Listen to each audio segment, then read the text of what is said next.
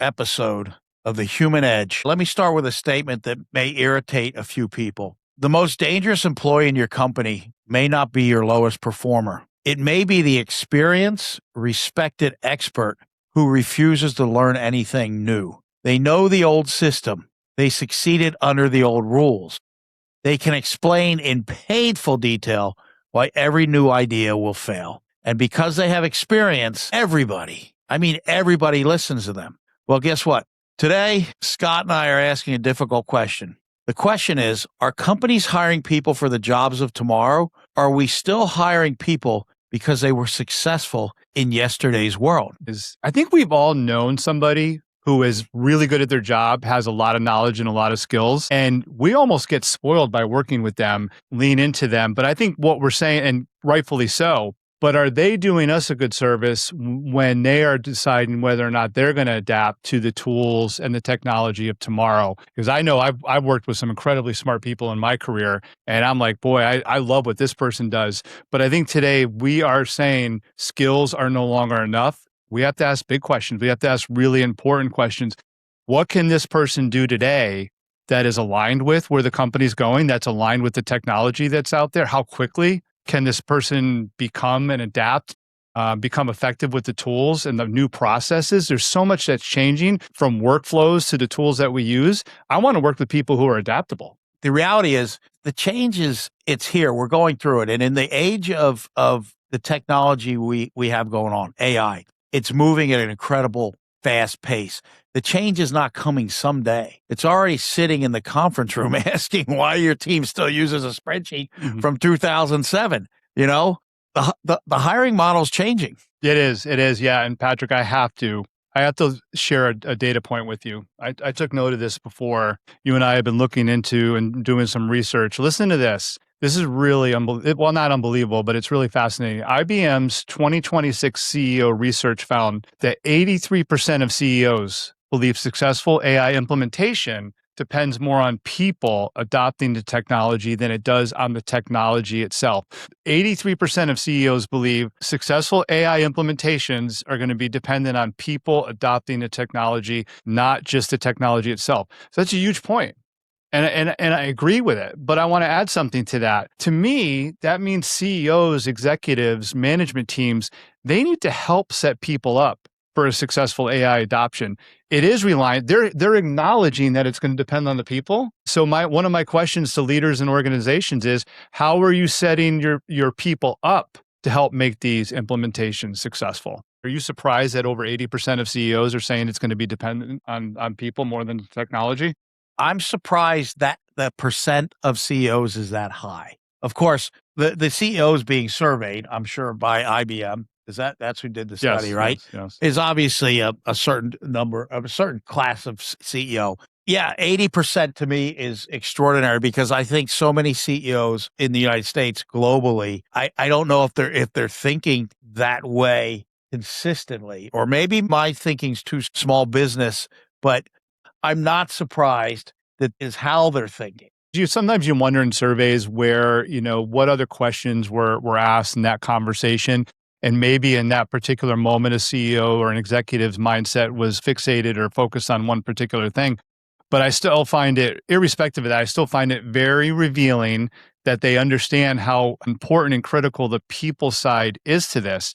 So one of the things that's led to, Patrick, with us doing this topic today is, so you do a lot of hiring, and the theme is we typically or traditionally, many organizations have hired for skills and experience. But now, because of the evolution with AI, those things still matter, but so does the ability to adapt and to learn. And I know we have already talked about this a little bit in the past, but I mean, do you see the general and other things that you're doing these days? Are you seeing you and your organization transforming into we are intentionally looking for people's ability to learn and adapt? Truth be told, I'm always looking for that. Just because it's my own philosophy, it's my own way. And so that has always been really important to me, especially when you're somebody working with me, because I can move and change direction quickly, and it drives some of my team crazy because to me, the target is always moving, and the objective could be over here, right? This specific objective, but new information changes that objective. Now, it doesn't totally rewrite it, let's say, because then now you're just kind of wishy-washy, but it might move the target. It might reprioritize things. And so I need a team around me that understands if I say, hey, we're going to stop training every day because of the temperature, the heat, right? And we're going to get the calls and we want to give guys a break. And we're going to train 2 days a week. And then all of a sudden I come back a few weeks later, a few months later, I say, you know what? We're back to training every morning.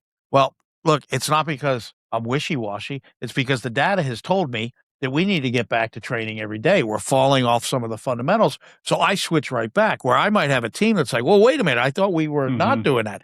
No. The objective is the same, to win the day, right? Win the day at the end of the day. That's the objective. However, for me, I really want to see, what does the data say and how do I have to adjust that target? We don't test for it or evaluate for it or give our questions in a way to see if somebody has that ability. Now, we did it one time. We used to do this thing called the culture index. One of the things that it would tell is, it was like, I forget what the actual measurement was, but I was like way over to the right and I was way off the baseline. And what that meant is I could change direction quickly, right? If you told me, hey, we're going over there, we got to do this, and this, and then you came to me a little bit later and said, no, we're going the opposite direction. I'm like, okay, fine, cool. That's great.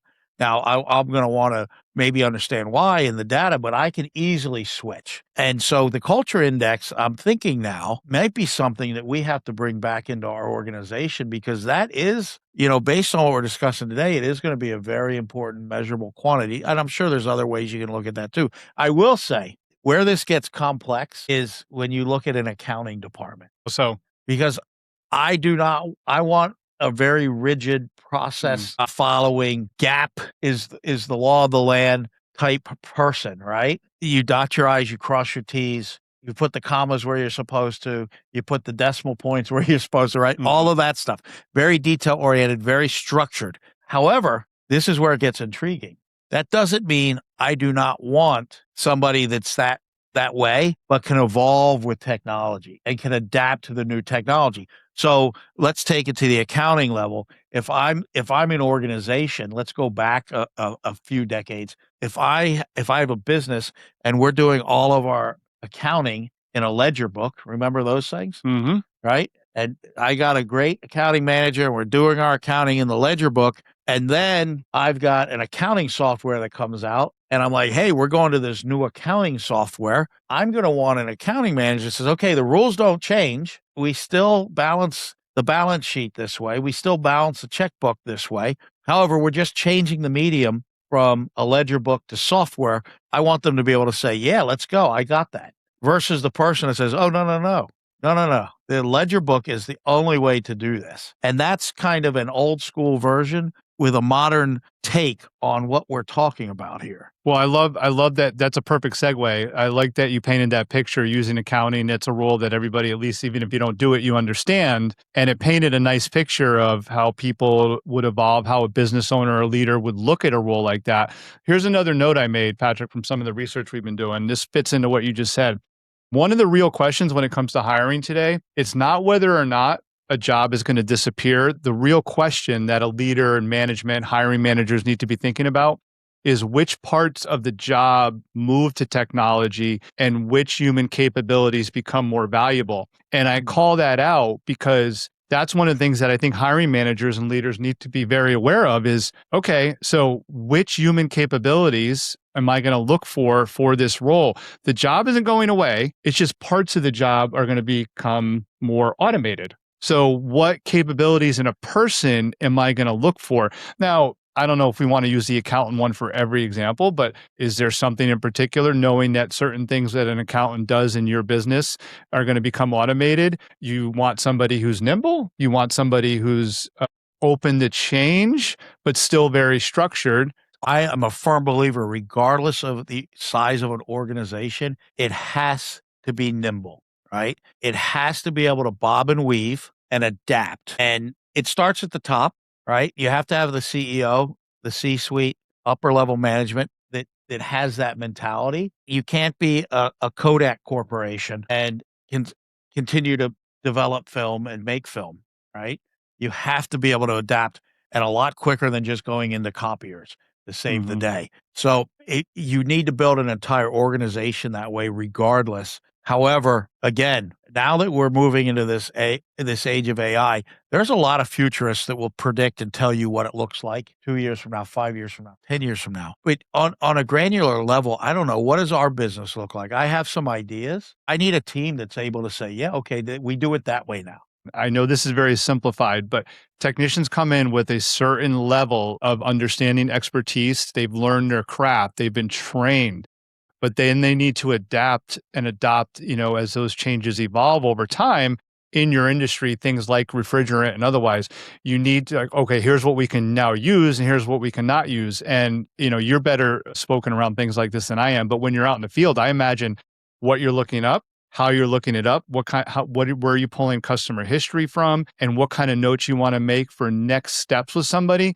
The work is kind of the same, but how you do it changes. Very much so. In the example you mentioned technicians. So how we run, let's say, a maintenance call or a service call or an installation call is the same. However, there's processes and steps that we put into place that can simplify it, expedite it, and basically give an extra level of insurance of accuracy. Let me give you an example. And this is a real world example. I was with a technician, I went on a call, and the two examples, and I showed him how to use AI to talk into your phone, give the briefing, right? You don't even have to type or write, just speak text into ChatGPT, tell it what you did. Give the summary that you're normally having to type into your phone.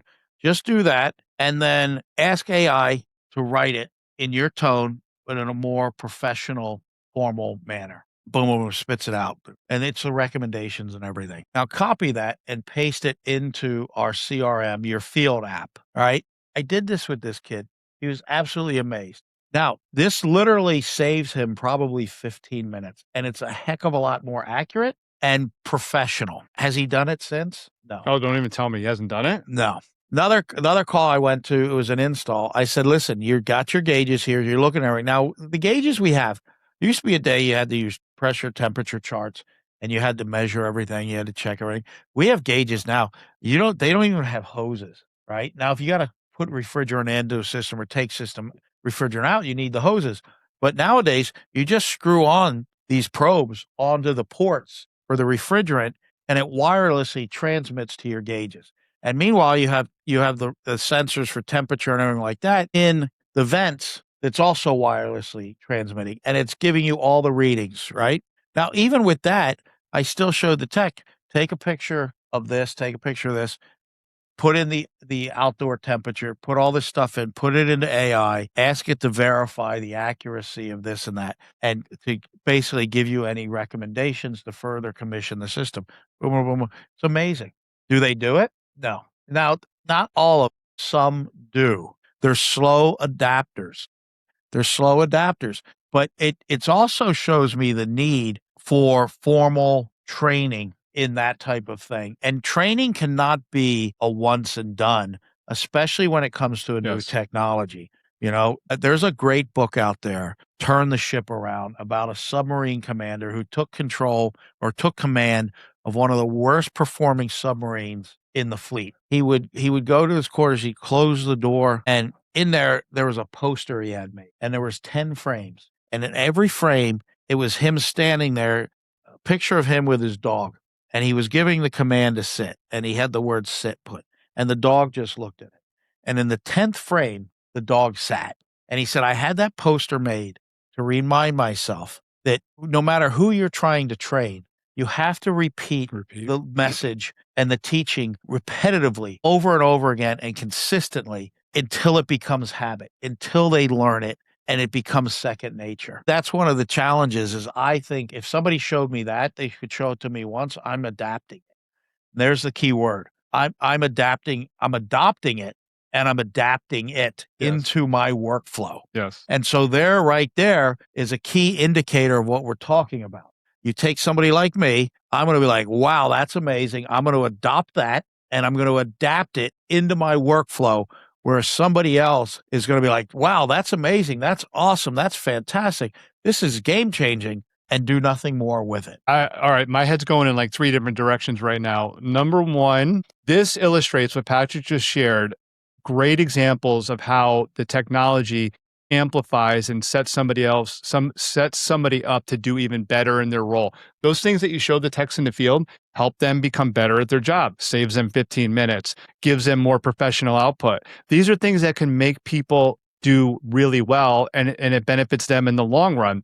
Another thing that I'm thinking of is for those 83% of CEOs who said it's more about the people than the technology working. Patrick, that what you just described for people about how it takes repetition and multiple opportunities to train and share and guide and teach, to those 83%, that's the message. You can't just say it one time. Patrick, I've said this to you before, you're not an anomaly. I mean, there are quite a few people like you, but you are more the exception than the rule. Patrick got not mad at me, but I asked Patrick a question a couple weeks ago over a text about something he showed me one time, and I was paying attention to what he was doing, but not taking notes. I asked him, "How do you get in the back end to see this data?" And he's like, "I already showed you," because that's how you operate. But not everybody. Like, I was watching what you were doing on the screen, so leaders need to understand, how can I help all my people, not just the one who picks things up right away. Does that make sense? Yeah, you have to understand you're dealing with all kinds of people. So some people are going to adapt quicker than others. So if you're looking for an organization that as a whole can adapt quickly, then you got to start interviewing and hiring for adaptability. Agreed. And so and it starts with your leadership team. If you have a leadership team that you need to adapt quickly and they cannot do that, you can't expect them to build a team that can adapt quickly or hire a team that can adapt quickly, because the reality is most people are going to hire their clones. Most people are going to hire the type of individual they are. So if somebody is very much a certain way, they are going to hire somebody that's very similar to that. It's one of those laws, right? Let's go through, Patrick, at least these 2 things I would love to hit on before this episode ends. So I made some notes about this before too, and I think you'll enjoy this. We're going to break down, for your benefit, whether you're an employee or a team player who is growing in your organization or looking for another job, or you're on the hiring side. This is relevant to both. So we're going to talk a little bit about experts, and then we're going to talk about what to look for in people who are good at adaptability. So what is expertise, or when does expertise stop being an advantage and become a liability? Let me just read a few of these off. This is when somebody's set in their ways and they're not looking to change. They exhibit characteristics like certainty instead of curiosity. It dominates. Their expertise dominates their identity. They dismiss ideas in a meeting, or a Patrick goes to them and runs some ideas by them, and they kind of just blow them off without even testing them. And then another one is, they're more focused on protecting their own status than they are on solving the problem.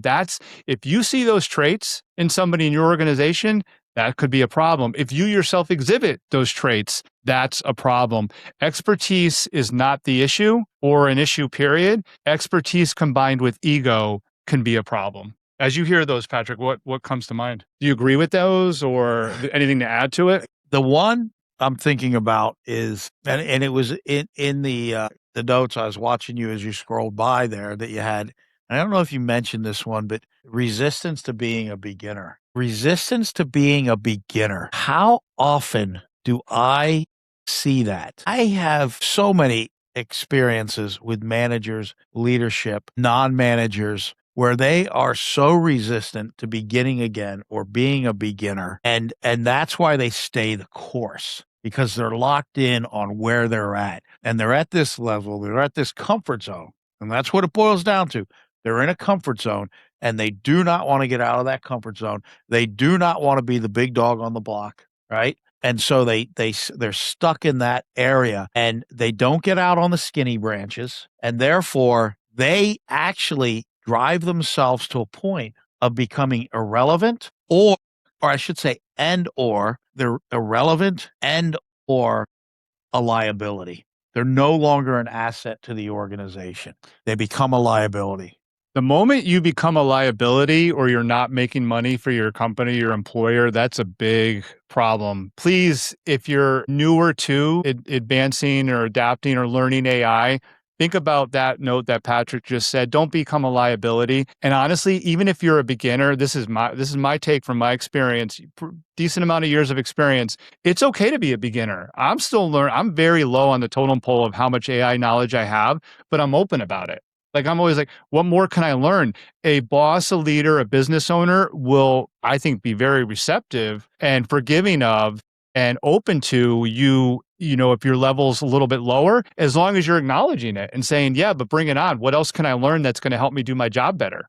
If you exhibit that kind of mentality, you're going to do well versus what you were just talking about. Yeah, for sure, for sure. It's I just adaptability is important all the way around, and I where we're at with talking about it is just even more so in today's world. And here's the thing: how important it is right now, 12 months from now, even more important. 18 months, 24 months, because we are moving so fast through some changes. And we had a guest on a few episodes ago, Dan Kite. And he was talking about the basically the problems that larger businesses specifically are feeling with AI adoption. And the fact of the matter is, it's a problem, as he said. It's not something nobody knows about and nobody's talking about. They know about it, and the solutions are going to come out quick. And that's where, for me, I really feel being adaptable and hiring people that adapt is going to be even more crucial, because when they start coming out with the solutions, that's when you're going to have the pendulum is going to swing in a way that really makes the adaption and the adaptability component critical. I believe in this topic a lot. I mean, I believe in all of them, but this one means a lot to me because I want to see people do so well. I made a bunch of notes. So let me just share, Patrick. Let me give a few pointers on how to identify adaptability. And again, goes for you as a team member employee or you as a hiring manager, business owner, executive. So here are some things to look for that define and represent adaptability. How quickly a person moves from exposure to useful application. In other words, they hear an idea or see a new way of doing things, and then they apply it to their work. Unlearning ability. Can they release a process that previously made them successful? The key being previously made them successful, because we're so protective of our status and doing well. Can they move into a new process that they're going to be starting from scratch with? Intellectual humility. Here's another one. Intellectual humility. Can they say, I don't know, without being defensive? Experimentation. Will they test new approaches in a controlled way? That's something that I have to get better at. I'm open to a lot of new things, but I'm not really always open to doing it in a very structured testing type way. And then the last one is transferable thinking. Can they take lessons from one situation and apply them to another? If Patrick's out there with a technician and giving them guidance or input, can that technician take what Patrick shared with him or her and transfer it to future calls, future opportunities when they're in a household doing a job, or just they're learning in general? Those are some of the things I wanted to share to look for. You apply in your life to be adaptable or to look for as a leader in other people, especially, Patrick, as you're building that culture. For sure. Well, I do want to take a moment and say that you did really prepare for this and you even got the laptop up. I oftentimes want to use a laptop, but they're going to block the guns, so I don't use them. Can't have that. Mine are worth blocking. Yours aren't. Yeah. Anyway, I'm sidetracked here. I was so enthralled with you going on about your preparation and everything. Well, it's important. So I know you'll have more to say on this, but I mean, just to be fair and honest it's really hard to hire for adaptability, because It is. We hire on track record, experience, and skills, right? Because that's all very tangible. You can literally do everything from list it out to talk to it. This is rhetorical, how does one talk to oh yeah, I'll agree to whatever you say. I'm adaptable. I can try new things, but you can't really demonstrate it until you're in the organization. What I'll say to that is the famous saying, skills get you hired, attitude gets you fired.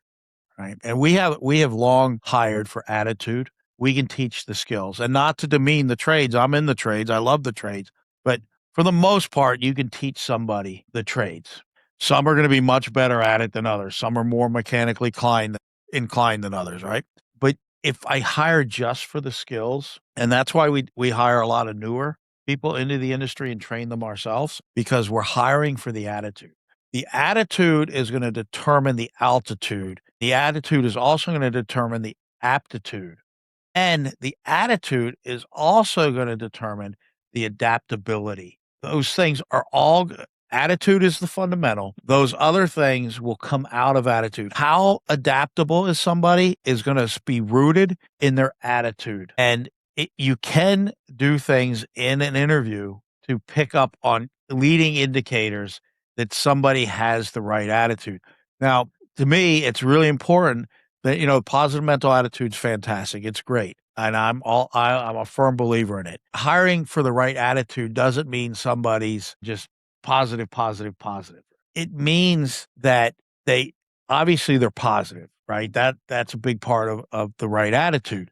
But you're looking for somebody that just get things done. A problem is not a problem.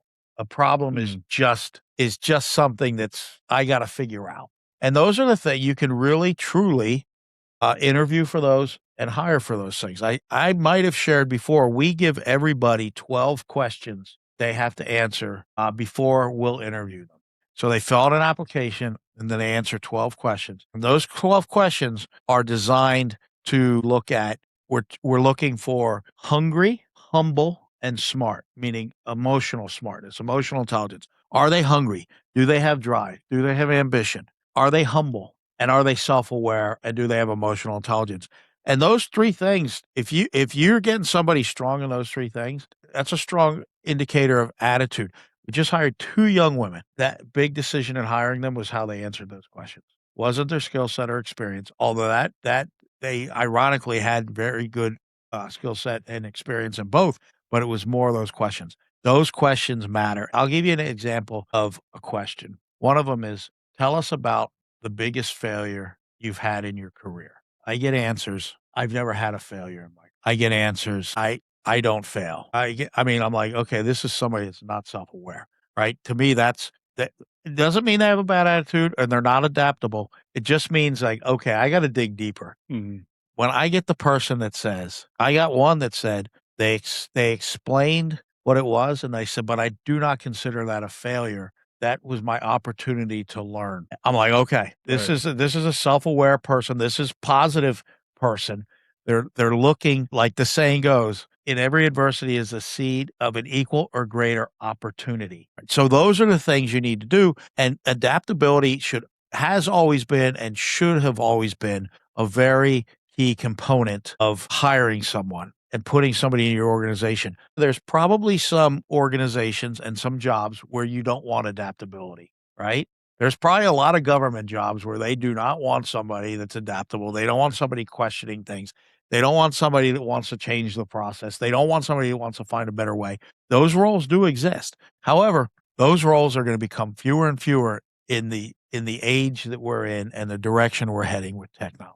Maybe some governors should learn to come over to that side when they start thinking about if they're going to allow data centers to come into towns in their state. So no, that's fantastic. I didn't know you had those. I know a fair amount about your business. We talk about it pretty regularly. I didn't know you did that up front. I like that. Yeah. Yeah, it's they actually comes from the concept in a book of The Ideal Team Player by, is it Patrick Lencioni? Yes, I know. Yeah, it's a fictional story about a contracting company, and they were, just bad attitudes and just struggling, and profitability wasn't there, and they needed to hire certain people. And in the book, they actually they needed to hire a project manager, I believe it was, and they had this big project, and the one guy came in immensely qualified, and then another guy came in, wasn't as qualified, but had all the other skill sets.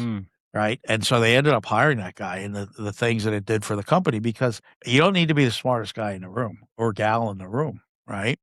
Hopefully you got people around you that are smarter than you as far as the process and the procedure and what has to be done. But you better be the smartest person in the room on how to best inspire, motivate, and lead people. Really get them to want to dig deeper in their own selves. And that will never be replaced by AI. In fact, that will become even more important in the age of AI. I was just thinking the same thing, and I love that. I feel very strongly this is why there's so much opportunity for people, because that kind of a mindset mentality and that mental fortitude is going to be needed as much as ever. And we've gone through, you and I, Patrick, are out at the age and points in our career where we've seen a lot of change, but this one is as big and as widespread as any. More than Y2K, definitely more than, well, definitely more than Y2K, more than when the internet was rolling out and things like email and search that we could do online was really taking a foothold.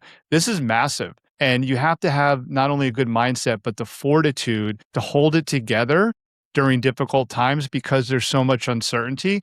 I know that there's varying opinions on how fast a lot of this stuff is really going to take off. And let's just say it's very fast. You still need to be very under control when it comes to adapting to the change in your organization. Well, and look, here's what it is. What you just described and the change it's the next industrial revolution. Hands down, it is. The Industrial Revolution changed the world for the better, right? Now, this is the next industrial revolution. And there have been CEOs speaking at colleges a few months ago getting booed because of those statements. Now, most of the people booing them were people that had degrees that are worried their job will go away. But like we talked about a few episodes ago, especially one with Dan Kite, it was, and I've said this before that episode, and I'm a firm believer in somebody that loves the arts and the film and theater, it will allow talent that is out there.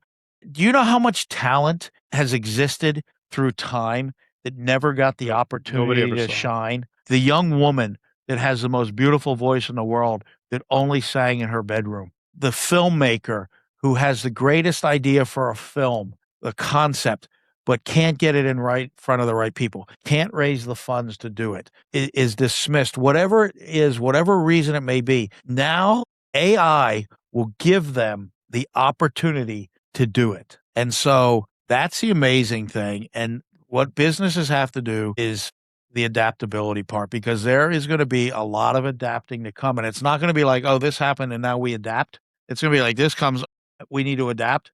And then we need to adapt again. We need to adapt again because it is going to double in speed. They'll double again. Then they'll double again. So anyways, that's where we're at. And I think it's about time to bring this episode to a close, although I could go on forever on this one. Well, we're leaving good content for future discussions. And I'm just going to say one sentence. The opportunity, before you close this, Patrick, the opportunity far outweighs the doom. There is so much that any of us can do if we apply ourselves and learn. Make sure you're learning along the way where you're really making an impact with as you're learning this, where and how you're helping people and what problems you're solving, and then amplify and maximize that.